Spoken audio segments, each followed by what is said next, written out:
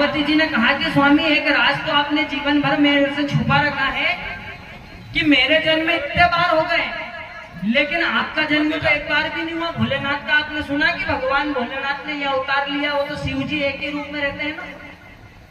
तो यहाँ पर पार्वती जी ने प्रार्थना करी कि महादेव मुझे आप अपने मन की बात बताइए कि मेरे जन्म तो इतने बार हो गए पर आपने एक बार भी जन्म ग्रहण नहीं किया, इसका क्या कारण है।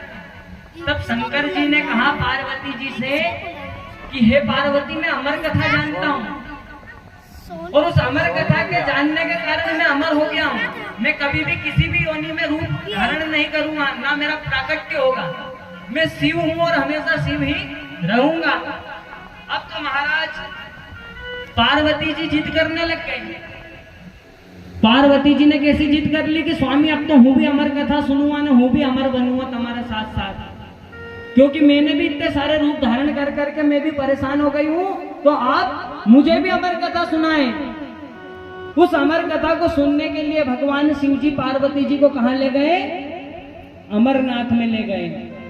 और उस अमरनाथ में भगवान ने एक आसन लगाया, एक सामने पार्वती जी को बिठाया और इधर आसन पे भोलेनाथ बैठे।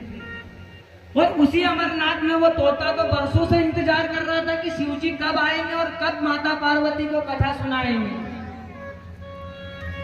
तो क्योंकि भगवान ने तो उसको पहले से आशीर्वाद दे दिया था कि मैं भले किसी जन्म में भी तुझे मेरे मुंह से अमर कथा सुनने को मिलेगी, तो वो तोता तो जान गया था कि मुझे अमरनाथ में ही जाना चाहिए। तो वो वहां पर एक सामने पेड़ के ऊपर बैठा हुआ उस कथा को श्रवण करने लग गया।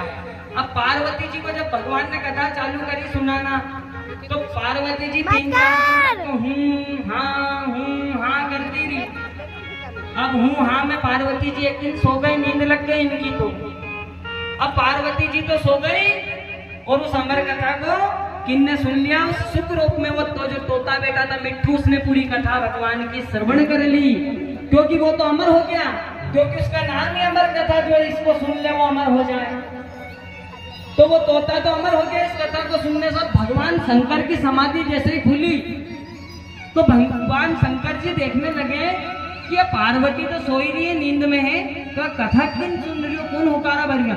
अब जैसे ही शंकर जी ने देखा कि वो मिट्ठू ऊपर तोता बैठा हुआ, इसने पूरी कथा श्रवण कर ली, तो भगवान तुरंत एक त्रिशूल लेकर के उस तोते के बच्चे के पीछे भाग गए।